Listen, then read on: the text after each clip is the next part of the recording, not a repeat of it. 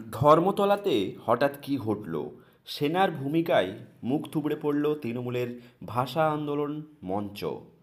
সোমবার ধর্মতলায় এক নজিরবিহীন ঘটনা ঘটেছে। তৃণমূল কংগ্রেসের ভাষা আন্দোলন এর মঞ্চ খুলে দিয়েছে ভারতীয় সেনারা। অভিযোগ, কোনো অনুমতি না নিয়ে মঞ্চ তৈরি করা হয়েছিল। এই ঘটনায় খবর পেয়েই তড়িঘড়ি ঘটনাস্থলে পৌঁছে যান তৃণমূলের সুপ্রিমো মমতা বন্দ্যোপাধ্যায়। ঘটনাটি রাজনৈতিক মহলে তীব্র আলোচনার জন্ম দিয়েছে। বিশেষ করে যখন বিজেপি এই পদক্ষেপকে স্বাগত জানিয়েছে, তখন অনেকেই প্রশ্ন তুলছেন, দিল্লির রাজনৈতিক প্রভুদেরকে খুশি করতেই কি সেনাবাহিনীরা এত সক্রিয় হলো?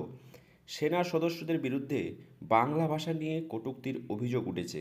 তবে এই বিষয়ে সেনার পূর্বাঞ্চলীয় সদর দপ্তরে কোনো আনুষ্ঠানিক মন্তব্য করা হয়নি। বিজেপি শাসিত রাজ্যগুলিতে বাংলাভাষী পরিযায়ী শ্রমিকদের উপর লাগাতার নির্যাতনের প্রতিবাদে তৃণমূল বাংলা জুড়ে ভাষা আন্দোলন শুরু করে। মুখ্যমন্ত্রী মমতা বন্দ্যোপাধ্যায়ের নির্দেশে ধর্মতলায় প্রতি শনিবার ও রবিবার বিশেষ সভা চলছিল। এতদিন কোনো আপত্তি না থাকলেও হঠাৎ করে সেনারা এসে মঞ্চটি খুলে দেয়। কোনো রাজনৈতিক দলের মঞ্চ সেনাবাহিনী এইভাবে খুলে দেওয়ার ঘটনা প্রায় বেনজির।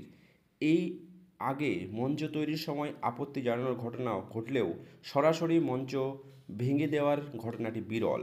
এই নিয়ে রাজনৈতিক পর্যবেক্ষকরা মনে করছে নানান প্রশ্ন। বাংলা ভাষাকে সমর্থন আন্দোলনের জন্যই কি সেনাবাহিনীদের এই ধরনের পদক্ষেপ?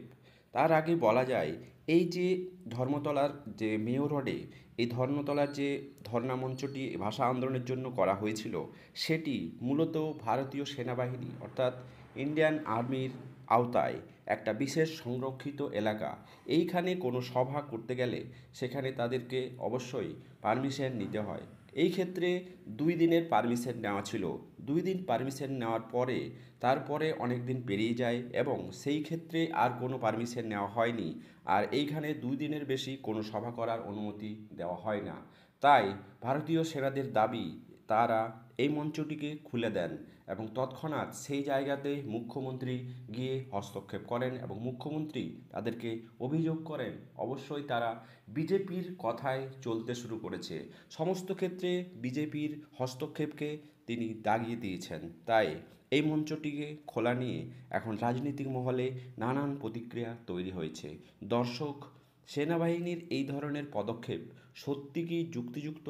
অবশ্যই আপনারা আপনাদের মতামত কমেন্ট বক্সে কমেন্ট করে জানাবেন। চ্যানেলে নতুন হলে সাবস্ক্রাইব করে পাশে থাকবেন।